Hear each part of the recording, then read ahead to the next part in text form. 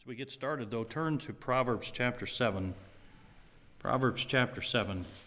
Now, just a clarification, Proverbs 7 deals with a description of, the Old English called her the strange woman, the immoral woman is another way she could be described.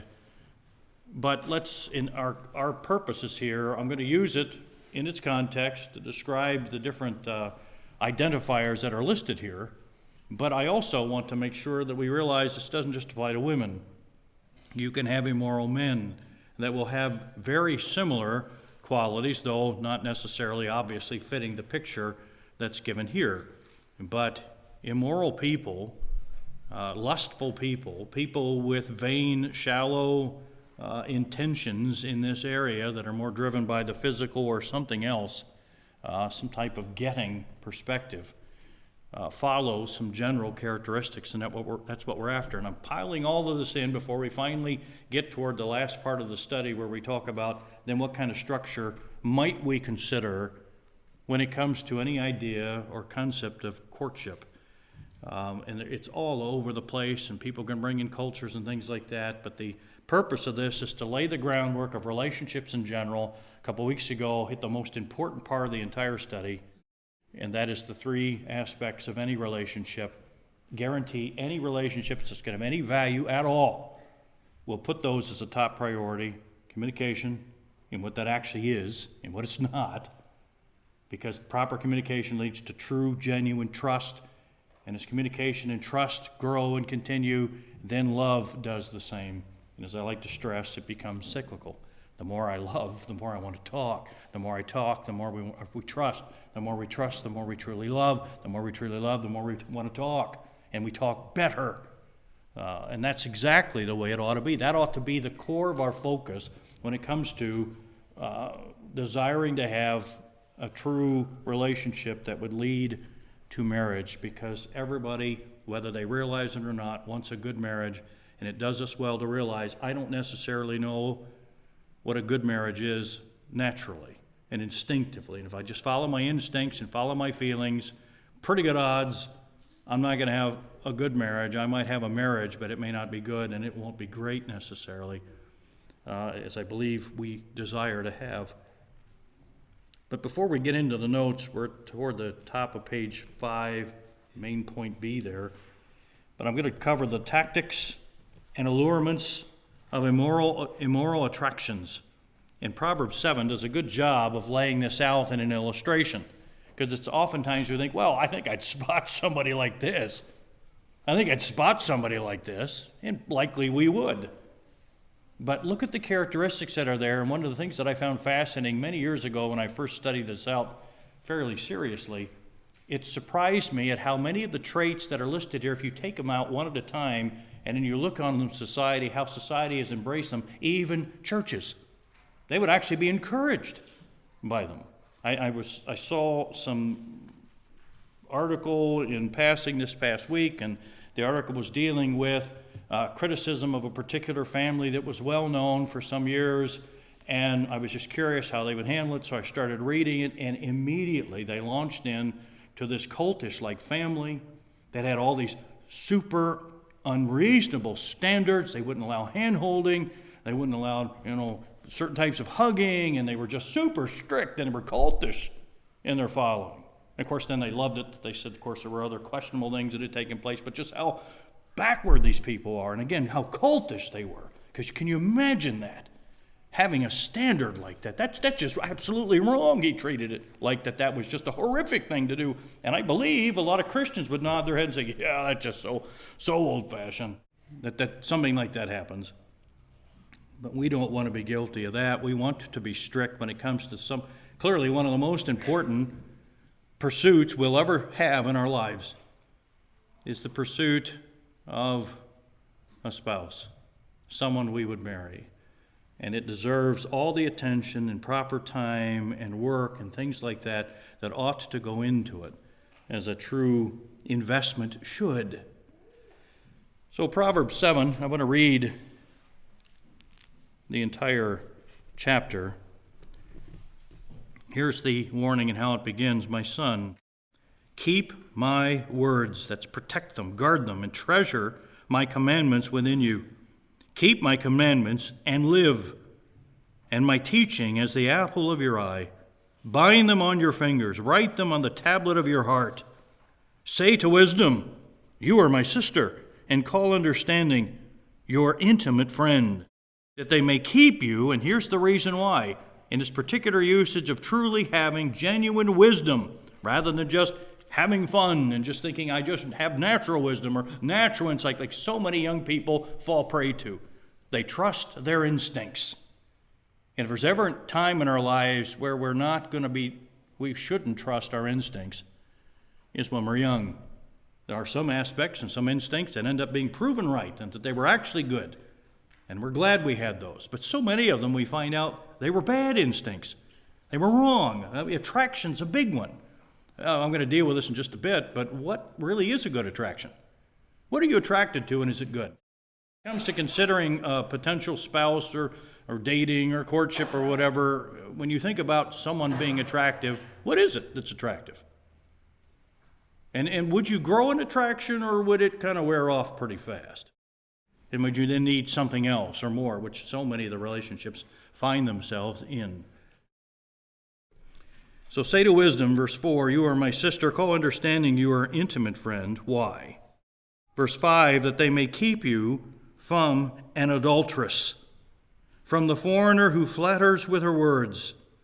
And foreigner can, of course, be out of country, or it could be someone that you don't know. And here's the example he gives. For at the window of my house, I looked out through my lattice, and I saw among the simple or the naive, I discerned among the youths a young man lacking sense. That's how it's translated here in the New American Standard. Passing through the street near her corner.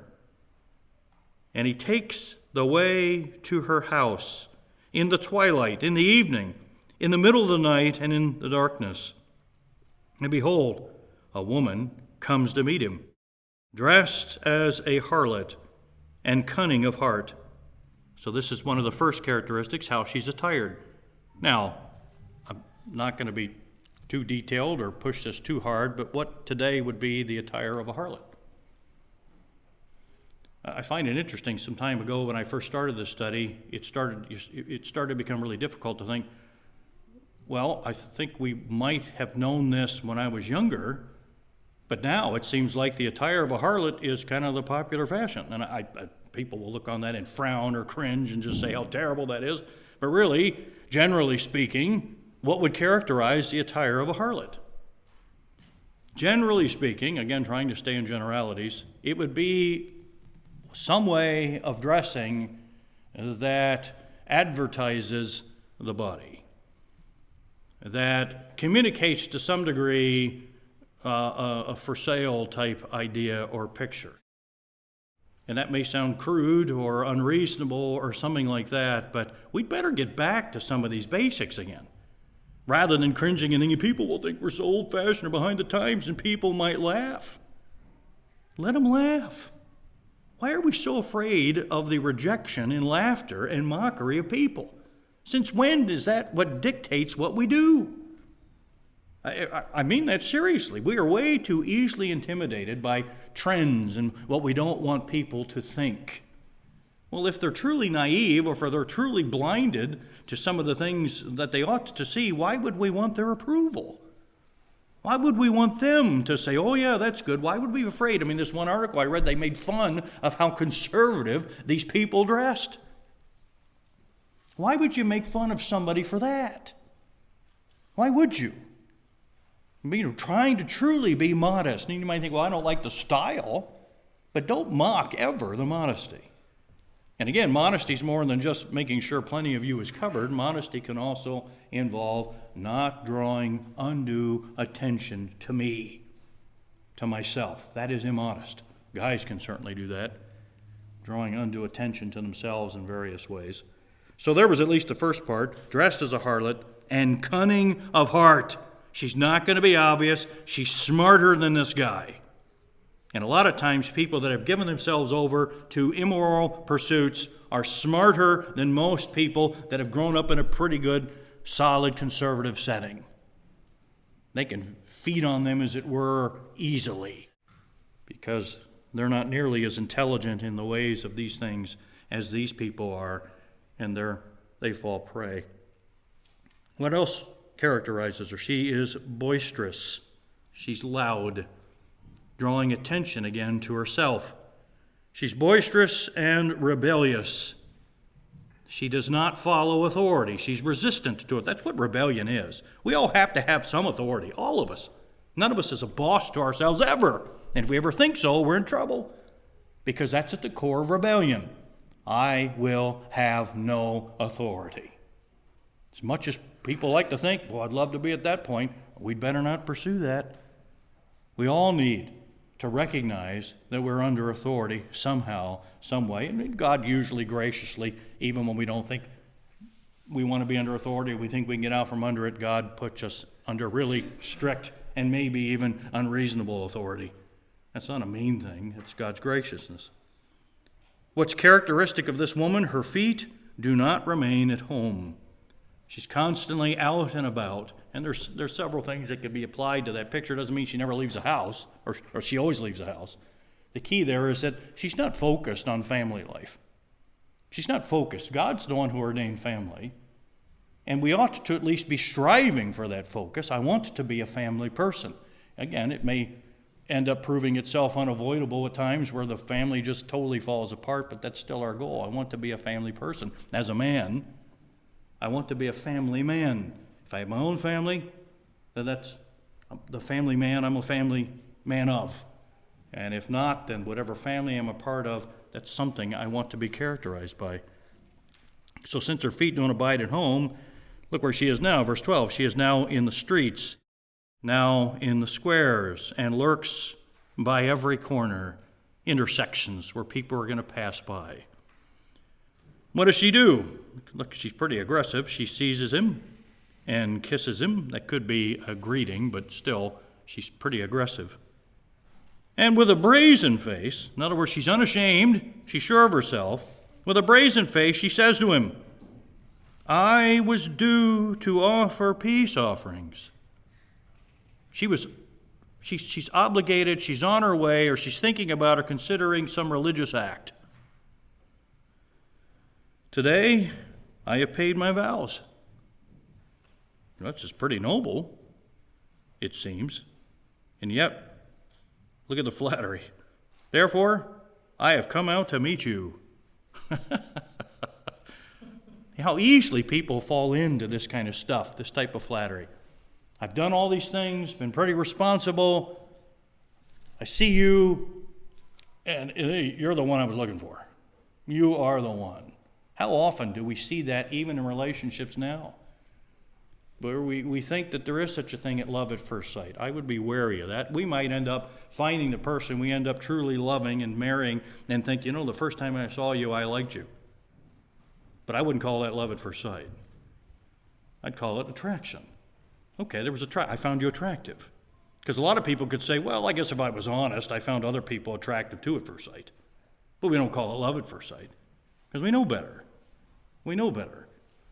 So she, with a brazen face, says to him, I was due to offer peace offerings today. I paid my vows. Verse 15, therefore I've come out to meet you, to seek your presence, your face, in other words, earnestly, and I have found you. Well, you're just it. You're the one. I have spread my couch with coverings. Now she's painting another picture. With colored linens of Egypt. I have sprinkled my bed with myrrh, aloes, and cinnamon, painting this alluring picture. Come, let us drink our fill of love until morning. Let us delight ourselves with caresses. There's all kinds of terms that could still be used today. How oftentimes people in their dating life, this becomes a priority, if not the priority, immediately. Immediately. Now, there might be some guilt. There might be some fear, which is natural. It's dealt with here too. For, verse 19, the man is not at home. Oh, she's married. The man is not at home. He has gone on a long journey. He has taken a bag of money with him. At full moon, he will come home. Look, it's safe. Not only is it safe, it's convenient. And you're the one I met. And everything is all ready. And I'm even a religious person. It's interesting to me how that's even tagged onto this. Because we see this now even again in churches. Where I'm religious. I'm still moral. How dare anybody say that? And the situation's convenient, and she persuades him. And again, men can certainly do this as well. So what happens with her, verse 21, with her many persuasions, she entices him. With her flattering lips, she seduces him. Suddenly, he's just not thinking. He's feeling. He's going on instinct. Suddenly, he follows her. And look at the picture that's given here. As an ox goes to the slaughter, or as one in fetters to the discipline of the fool, he yields himself over to this, until an arrow pierces through his liver. As a bird hastens to the snare, so he does not know that it will cost him his life. Oh, this must be an exaggeration. Oh, this can happen in all kinds of degrees, in the actual acting out of this type of immoral relationship all the way through the thought processes that are given over to it. How easy it is to get a hold of immoral materials these days for men and for women. It's easy to get a hold of it. You just make it convenient to ensnare you. It's like, not that I'm an expert in this field, but I've done enough casual reading to know that one tactic of many drug dealers is to give out free samples. Why not? Give out free samples so you can ensnare them, addict them, entrap them, just like this person here. Has no idea. It's like an ox to the slaughter, like the fool going to the beatings and in fetters. This is exactly what he's going to, but he wants to. He must do it. He's just following his own feelings, his instincts, and he trusts them. The areas like this we ought to be really nervous about. I don't want to believe the lie, and one of the biggest lies that we oftentimes believe is I can't control myself. Well, how are you going to win any fight like that? Let me just ask, theoretically, can we control ourselves in this area? It better be a quick answer. Yes. Absolutely. Not, raising my hand in front of everybody to say I'm the perfect example of self-control. But at least we start somewhere to say, to deal with the lie that will so often come. Can we control ourselves in this area especially? And the answer is yes. Yes. You don't have to do it. You don't have to think it. You don't have to dwell on it. A lot of our instincts are going to scream for it and say, yes, yes, I want this. Both men and women. We're going to want it. We're going to crave it. We're going to think we need it. We're going to think we desire it. And all of that is under the category of a dangerous attraction, a deadly attraction. We may not lose our life physically, but we may lose a lot of our life. I have certainly seen so many people in the last several years that have thrown away their lives for immoral purposes. And in the process, they've thrown away even others' lives, families' lives. This has been one of the most painful things for me in the last 10, 15 years that I've seen, where they've just, people that seem so solid, that seem to have it pretty good, but for whatever reason, they convinced themselves of some other great need and then gave themselves over to it, just like we see here. I saw someone recently that I'd known many years ago that yielded themselves over to this. Actually, I've seen two. And it was startling. I know we all start looking worse as we get older anyway, but this was breathtaking. This person didn't see me, but I saw them. And it was astounding, because this person used to look so happy, even youthful to some degree. And you look now and wow. I saw another person that gave up all this with family and friends and church and everything to be with someone else, the love of their life. And saw a picture, with all the social media stuff now, and it was startling to see. This stuff doesn't make us better. It makes us worse. It eats at us. Again, one of the other Proverbs talking about these inclinations destroying the soul, destroying our actual self. So there's a picture of somebody here that's doing these things. So she flatters him, she seduces him like an ox to the slaughter, so he goes in until an arrow pierces through his liver. As a bird hastens to the snare, so he does not know it will cost him his life. Verse 24, now therefore, my sons, listen to me. Again, in the reactionary side of me, I think this text and others would be laughed at. It would make young people angry. Imagine if I ever got called to speak at a youth conference, never going to happen. But if I ever did, and I brought up a text like this, I would be mocked, hated, made fun of. I know I am. Over the several years I've been made fun of. Sometimes I'm just assuming it, and other times it's been validated. That they mock it. They think it's funny. They think it's just a jokeable thing, and just what an ignorant guy. What fun you must be at a party. You know, that type of deep thinking that they have. There's a lot of things we laugh at, but one of the things that describes a fool in Proverbs, I think we're going to get to this Sunday in James, fools make a mock, it's sin. They think lightly of it. They laugh at any restraint of it.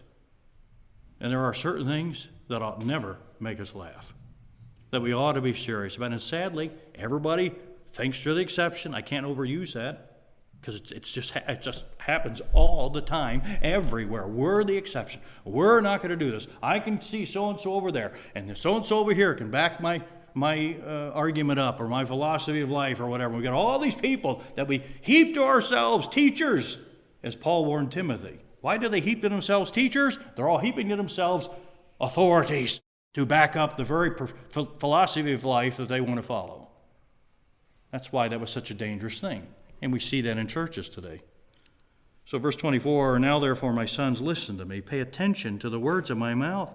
Do not let your heart turn aside to her ways. Don't let it. It's going to want to. Don't allow it. Do not stray into her paths. This is the text my dad gave myself and my brothers especially. I would imagine my sister. And he kept stressing this. Don't do it. You're going to want to do it. You're going to be tempted to do it. It's going to be convenient to do it. Don't do this. Don't yield to it. 4, verse 26, many are the victims she has cast down, and numerous are all her slain. Her house is the way to Sheol, grave, or hell as it's translated in others, descending to the chambers of death. Again, picture this being read at even a Christian youth conference these days. Imagine the snickering, the laughing. I still remember as a teenager, my dad coming to our Christian school, speaking in chapel a few times. And one time he was dealing with the concepts of dating and attractions and things like that. And he brought up, because he did that with us, he brought up some of these concepts, and I could hear the kids snickering. It's funny. Something to laugh at. Well, they weren't laughing at him. They thought they were. They were laughing at Scripture. They were laughing at God. He knows far better than we do. Sin, one of the consequences of sin, is the blindness it takes with it. It's the deceitfulness of sin. We talked about in one of the texts there Sunday in Hebrews. So generally in this category, point B, the tactics and allurements of immoral attraction. So we want to take care of this before we start getting too serious about the pursuits of someone else, because I don't want to be attracted to the wrong thing, or I don't want to bring a lot of these bad things with me into a marriage. And a lot of people do. Again, a lot of people will use that one phrase in 1 Corinthians 7, better to marry than burn, and that'll become the core of their getting married. Please don't use that text. It was a whole argument that Paul was making in 1 Corinthians 7, and the bulk of the argument in 1 Corinthians 7 was to married people. That's most of what it was. People will try to even use God's word against it. Point number 1, the victim in verse 7 is characterized as one who's naive and lacking in sense, as one that's untaught, in other words, someone who is unwarned, or they may have been taught, they may have been warned, or willfully neglecting what was given. There's the danger of crossing a line in your conscience. We may think, well, I crossed a line, oh, nothing happened. I crossed another line, and nothing happened. There are things happening. We just don't see them. Did Adam and Eve die when they partook of the fruit? Yes. Just not physically.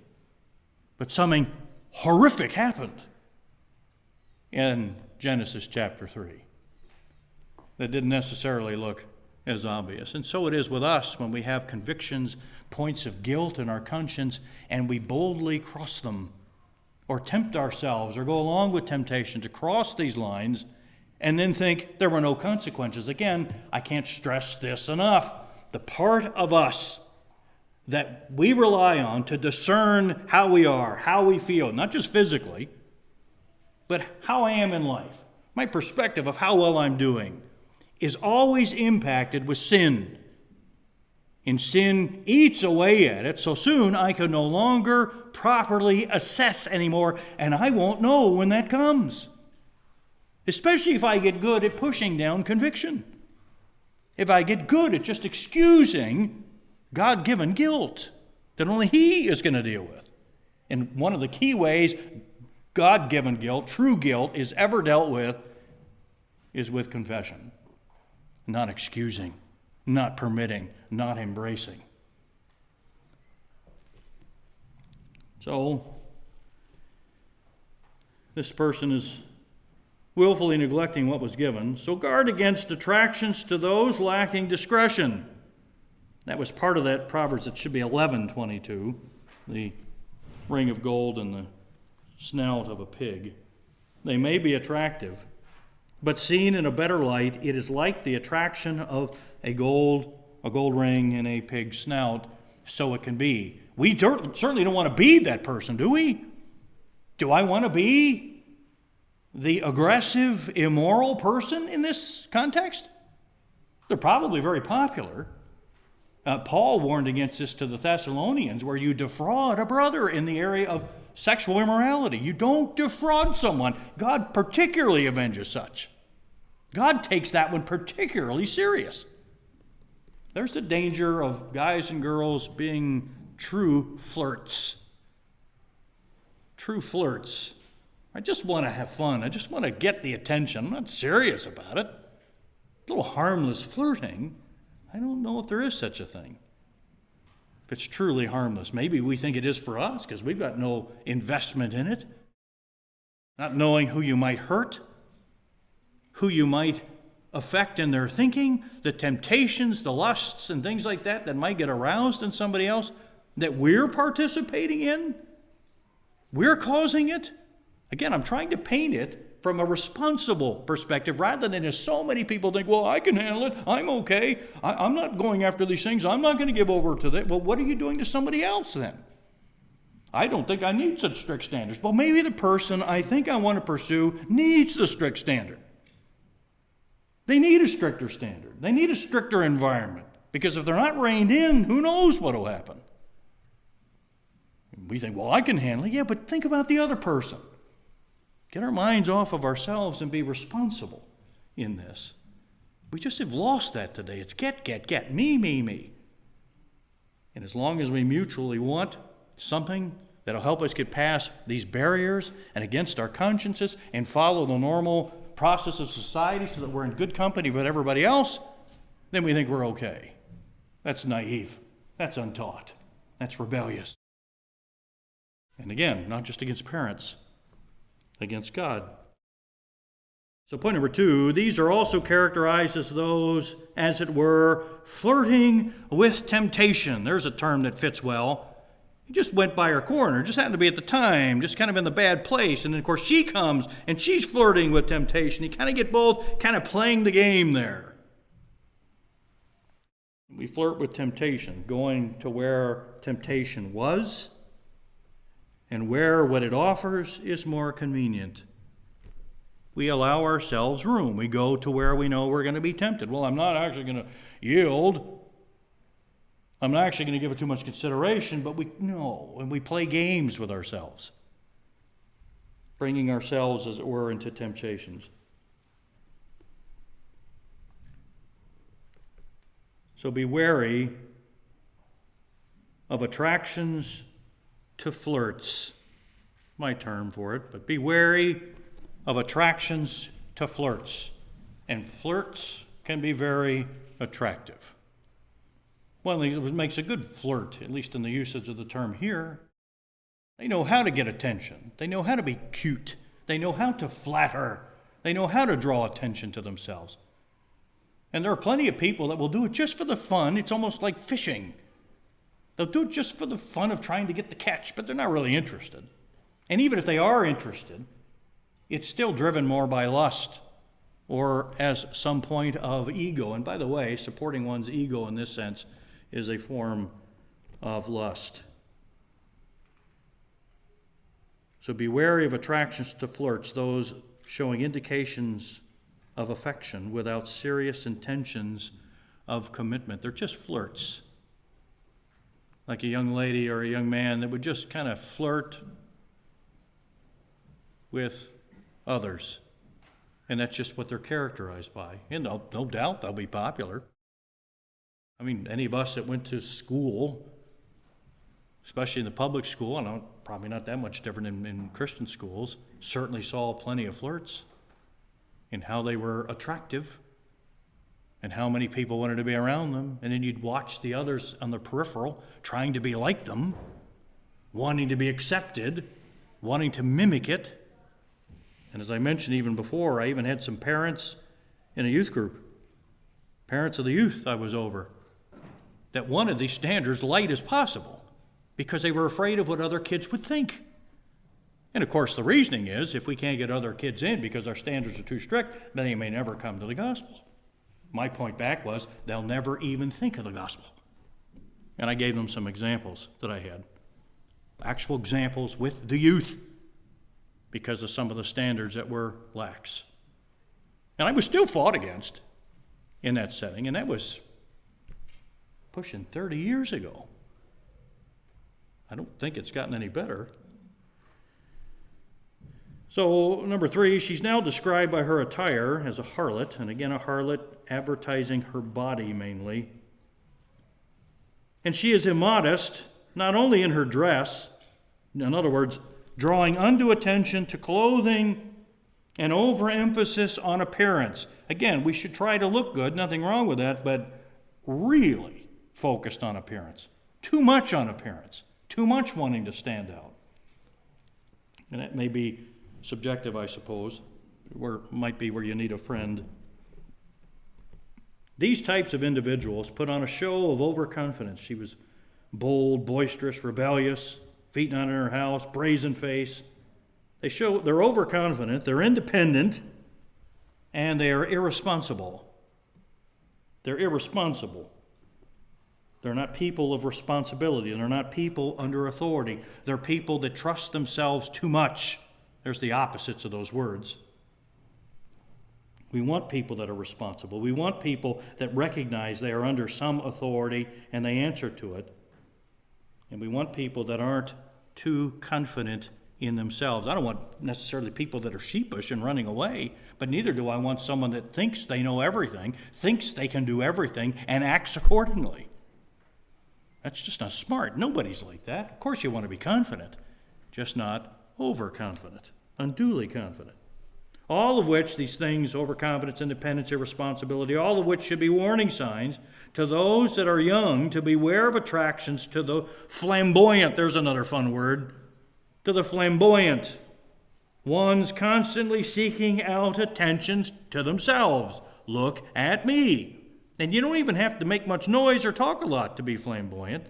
Clothing can certainly do this, and other things can do that. So someone who is, for instance, the life of the party is not necessarily obsessed with self, though. Just because someone is a fun person and can make friends with anybody and can encourage a whole bunch of people doesn't mean we look on them and say, oh, immoral. I'm trying to balance this out somewhat. Some people have a lively personality and they are a lot of fun to be with, but they're not flirting. They're not trying to draw attention to themselves. They don't have, hopefully, ill intent in this area. They just want people encouraged, people happier, people having fun or something like that. Just a little note I wanted to add in there to try to balance it out just a bit. Off to the left, just a note, all these are descriptive of the superficial. In other words, the lack of true depth in a relationship. We just want to have fun. Isn't that the purpose of these things? Wouldn't most people think that? Come on, just let them have fun. I'm not against fun by any means. I love fun. I love to have fun. But we'd better be careful that certain things aren't just fun. And that's how we define them. Well, they're just fun. Yeah, but there's more to it than that. Marriage is fun. I'll vouch for that. Marriage is lots of fun. But marriage is so much more than fun. Marriage is full of responsibility. Marriage has work. Marriage takes discipline. Marriage takes focus. And marriage is fun also. Marriage is enjoyable in all kinds of ways. So we understand that. But it's not just fun. And it's the immature, the superficial, that live life just for fun. And yet, one of the characteristics of a spiritual leader in a church there in Timothy and in Titus, I always think of the Old English word, it's the first time I ever learned it, was the word grave. It always jumped out at me as a kid thinking, that just seems depressing. But grave basically means one of their fundamental characteristics is that they are serious people. Doesn't mean that they're not fun at times or they don't have a sense of humor. But generally speaking, someone who's going to take on the responsibility in church leadership is a very serious person. And if they're not serious, that's just one of the characteristics, they'd better not be in charge. They'd better not be in charge if they're not serious. Better to be criticized as being a little too serious than the opposite, because of the magnitude of the responsibility that comes with it. And it's certainly that way in marriage. It better be a serious thing. So look at her tactics. Her tactics are aggressiveness. Just be bold. Go out and seize the day, as it were, in the wrong sense. Her tactics are aggressiveness, maybe even pseudo-religious, as in our example, I paid my vows and my peace offerings. So she's aggressive, she's religious, as it were, or can be religious if it seems to merit it. There is flattery, it was you, and literally, your face I have been looking for. It's what she says. How often have you seen young people come together, and some of us that are older, and we've seen in our lifetime, they just were crazy about each other. They loved each other. And then they broke up. Things fell apart. Some even hate each other after the fact. Some leaving with deep wounds. Some leaving, it didn't hurt me at all. But others deeply wounded. So often you'll see things like that defended in our churches. Well, you got to just learn. Just always puzzled at the people that seem to be pushing young people to learn the hard way. You don't have to learn the hard way. Some end up learning the hard way because they're stubborn, but you don't have to learn the hard way if you're ever going to learn at all. It always puzzles me about adults that kind of think it's kind of a fun thing to do and push them in this area and just let them have their fun as though they're trying to live vicariously through their children. Well, I wished I would have had fun. I want them to go out and have fun.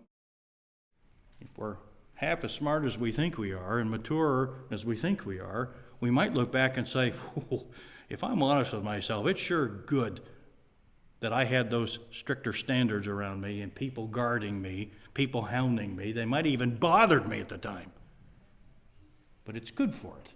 It's good for us. I still look back at the one of the posts that's out there are the people we went to college with and multiple years after us, and how often the complaints come up about the rules. Still angry years later, decades later for some of them, and they're still bitter about the rules. And yet, Tammy, I know this, when you went to school, it was absolutely clear. The only reason you went in the middle of nowhere to go to that school, you had to know what you were getting into. And the rules were right up front and explained clearly. And they acted like it was just some horrible thing. They still make fun of those people that held to those rules, and even worse, some of their classmates that tried to push those rules. I don't doubt there were legalists in the midst, but I'd rather struggle with that than the looseness that everyone seems to think was ideal. So the flattery that was there was your face I was looking for. In other words, instant speech, usually set aside for deep commitment. Could we ever get to a point where we might look in someone's eyes and say, yours is the face I was looking for. Yours is the face I was looking for. I feel like I need to add the word baby to the end of that, but I won't. Absolutely. There could be a time with that where you're looking deep into the eyes of someone and say, I love your face. I love you. Let's hope you're married or you're about to be, rather than the stuff where people have committed their love over and over again to a whole bunch of people that they never married because they don't know what love is. We learn that as we get older, the true depth of what love is, and we have to have it in faith. So much of getting married to the right person will involve faith, interestingly. Way more than feeling. Feeling will be a part of it. So it should be speech. It's usually set aside for deep commitment. And yet it was seeking earnestly is what this woman's portraying. And now, quote, I have found you. Immediate emphasis on the physical, the lustful, the looks. Justifying even and building false security in what is normally forbidden and immoral. What's wrong with it? And if you're worried about getting caught, don't worry. The man of the house isn't even here, and he's not even going to be here for a long time. So let's just take advantage of the opportunity, the moment. What's it going to hurt? Everybody does it. Look at everybody out there, and you know those people out there that hold off and save themselves for marriage and the purity pledges and stuff. We laugh at people like that. That's so old-fashioned. Can you imagine being stuck in a relationship like that? And they laugh at it, not knowing what they're giving up, what they're sacrificing, what they're risking. That is stupid in the fullest sense. That's my summary here of the end of chapter 7, the fool. That's truly stupid. In a dangerous sense to be like that. And woe is the person who's stupid and bold at the same time and has opportunity to act on it. We pray and hope God spares us from that. We may hate the people holding us back from ourselves.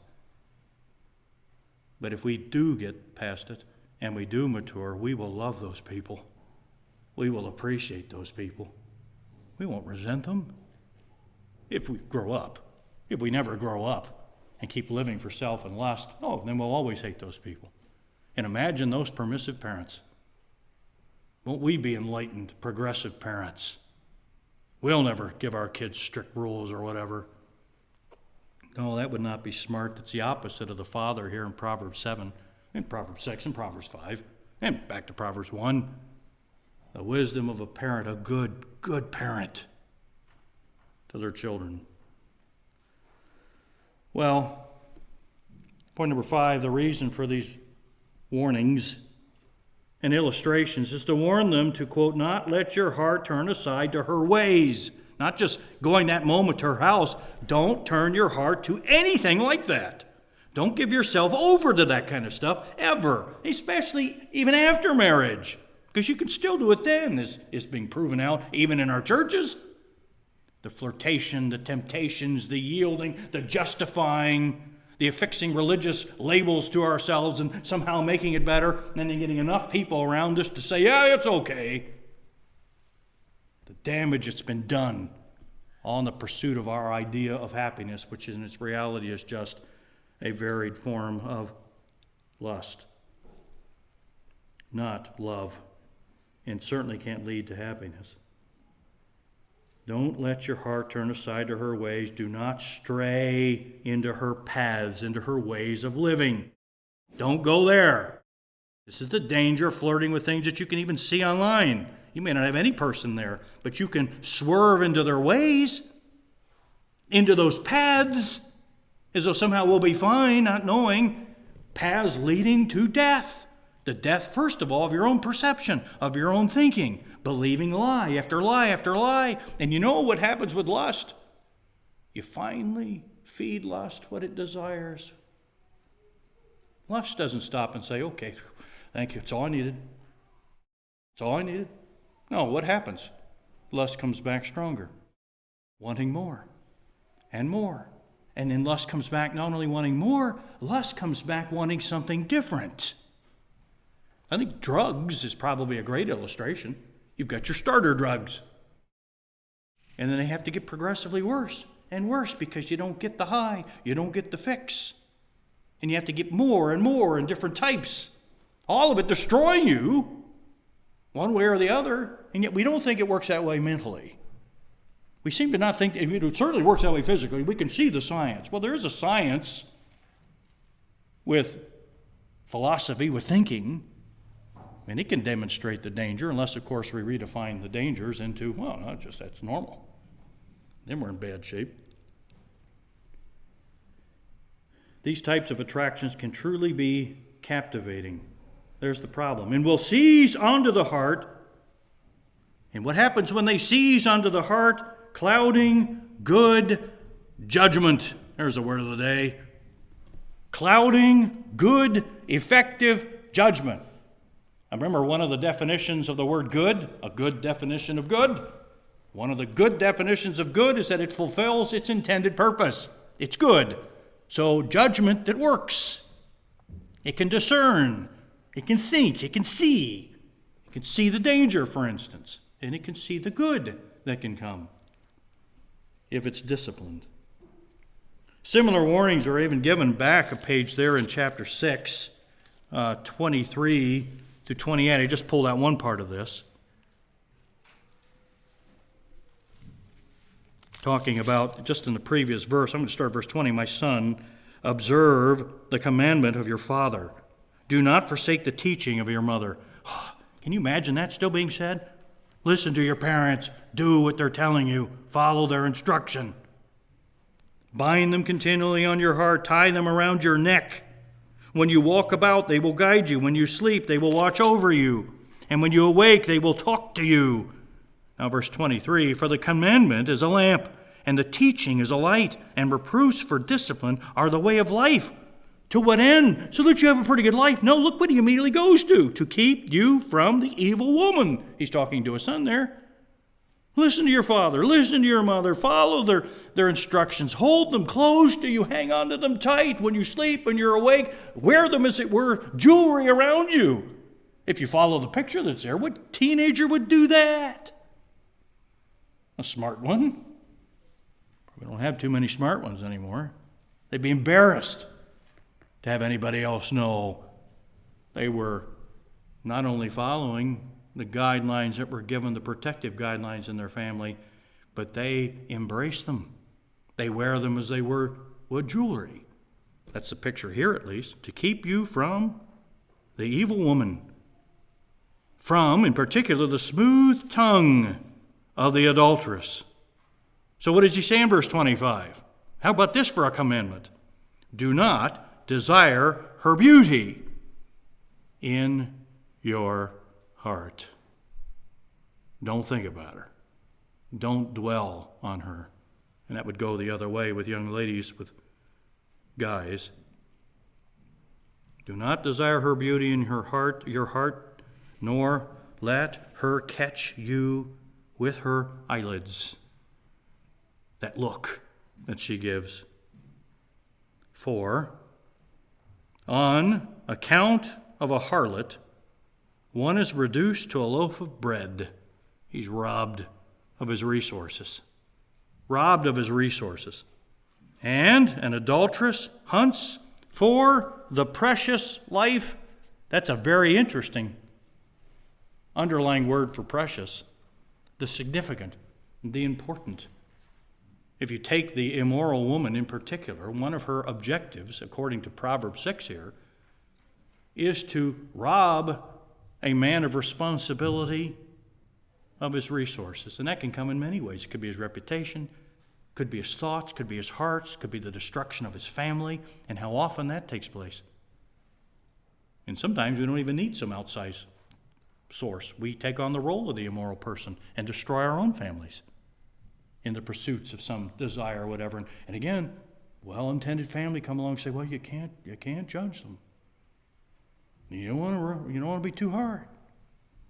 While the foolish woman, as it says in Proverbs, plucks down her household with her hands. She tears it apart on her own. These verses aren't archaic and unapplicable anymore. If anything, they're just as relevant as ever. And we ought to see them this way. What does it say in verse 27? Can a man take fire into his bosom and his clothes not be burned? Or can a man walk on hot coals and his feet not be scorched? So is the one who goes into his neighbor's wife. Whoever touches her will not go unpunished. Well, what if a man is just needy? What if a woman is just needy? What if they just have some needs? Even to some degree, that's dealt with. Men do not despise a thief if he steals to satisfy himself when he is hungry. But when he is found, he must repay sevenfold. He must give of the substance of his house. The one who commits adultery with a woman is lacking sense. This is going to be far worse. You don't despise a thief if he does this. He's still going to have to pay back if he ever gets caught. But the person who commits adultery, even it seems like they're driven by the same needs of the thief who just is trying to meet the basic needs of their house. Oh no, the one who commits adultery with a woman is lacking sense. He who would destroy himself does it. A person looking to destroy themselves will be an immoral person, will yield to this, will commit adultery. They will destroy themselves. There are no exceptions. There are no exceptions. None of us is above it. None of us can somehow make up with it with enough good deeds at another time, with good intentions. Or it was just a mistake. It's amazing how many people will condescend and humble themselves to say it's a mistake and then defend themselves at every possible turn, not knowing they're becoming an example for another, even possibly young people, to follow in their example. Well, it worked out all right for us afterwards.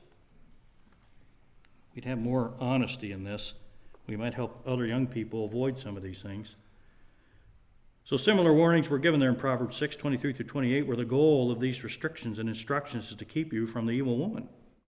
It does not say not to desire beauty. It does not say that. It doesn't say in Proverbs 6, don't desire beauty. There's a very important word there. What does it say? Just not to desire her beauty. You can desire true beauty, especially if you know what true beauty is. Don't desire her particular brand of beauty. The physical. Focus on the physical. The forbidden. The daring. The risky. The stolen waters sweet idea there. I think that's in the Proverbs 5 text. Stolen waters, it's more fun. Being in a marriage is going to be boring.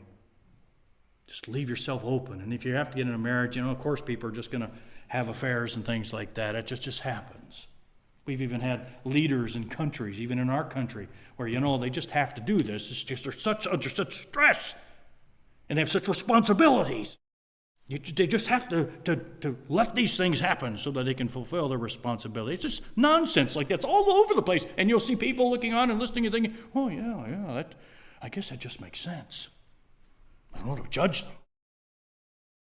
We just, throw away the scripture. We're so smart. And yet we're not. Because nobody escapes the consequences. None of us escapes the consequences. I say all this to be as hard as I can, stressing this as strong as I can, to make this as serious as I can, to make us ready for one of the most spectacular things we could ever have in life. An actually good marriage that's actually good. In the truest sense, God actually knows what He's doing. And if there can be restraint and control and focus, and the priorities are all right, and what we really are attracted to is what's truly good, rather than just the superficial stuff that seems so many people are attracted to, we would be so much better off. That you look on and you think, what has happened to people? Why do they fall for this stuff? How does anybody find that attractive? But all you have to do is get enough people together and say this is the attractive thing to do, and everybody wants to do it. And it's such a sad commentary on the hopelessness of society, and that is not unusual. But in our churches, with us, it shouldn't be the case. So we'll finish that up, just another point I think I've got there, and then we'll get into, all right, now where do we go from here? Having laid the groundwork, if we actually want to pursue anything like this, should there be a structure, and I'm going to propose one, with the understanding there'll be variations, especially from family to some degree, but one of the tricky parts of the potential of a marriage is there's two families typically involved, and that's not necessarily easy to work through. So we'll work through some suggested guidelines and see if they carry any weight with anybody. That's the part I'm most nervous about. So this other stuff pretty solid about, but we'll hit that maybe starting next week. Let's pray. Father, I would certainly desire that each of us would follow your word, your counsel, as the father in Proverbs gave to his son, that all of us would be seeking to follow the same counsel has been laid out here, especially in the area when it comes to those of the opposite sex, when it comes to determining what we ought to be attracted to, that we would be those in our growth of godliness that truly desire true beauty of holiness, for instance, and not those who would succumb to the beauty of an immoral person and then fall prey to that being what guides us as we work our way to marriage. I would ask that those that are here, if it's your plan to have them marry, that these things would lay the groundwork, your word would lay the groundwork to a fabulous marriage, a marriage of an example of what a godly marriage should be and what true happiness and fulfillment actually is, and what a picture it would then be of our Lord and we as the church. This we ask in Jesus' name. Amen.